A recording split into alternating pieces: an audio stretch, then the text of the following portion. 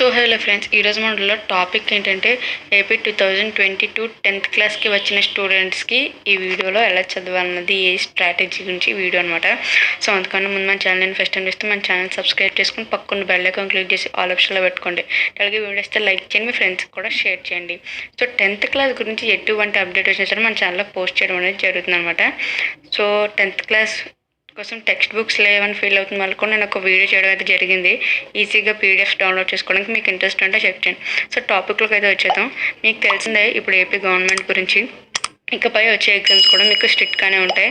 అలాగే కొత్తగా ఏంటంటే బుక్లెట్ వచ్చింది కాబట్టి సో మీరు బుక్లెట్ మీద ఎగ్జామ్ ప్రెజెంటేషన్ చేయడానికి ట్రై చేయండి. బుక్లెట్స్ దొరుకుతూ ఉంటాయి ఎక్కడికక్కడే.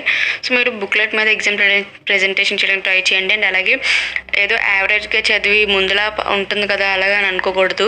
ఈసారి యావరేజ్గా చదివినా సరే పాస్ అవుతున్నారు. బాగా చదివిన వాళ్ళకి యావరేజ్గా మార్క్స్ వస్తున్నాయి.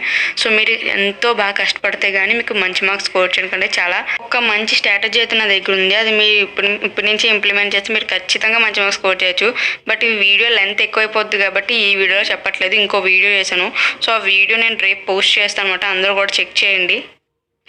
సో ఇదన్నమాట ఈ వీడియో మీకు నచ్చితే లైక్ చేయండి, షేర్ చేయండి, మన ఛానల్ సబ్స్క్రైబ్ చేసుకొని పక్కన బెల్ ఐకాన్ క్లిక్ చేసి ఆల్ ఆప్షన్లు పెట్టుకోండి. అలాగే నేను రేపు పెట్టే వీడియో మాత్రం ఖచ్చితంగా చెక్ చేయండి.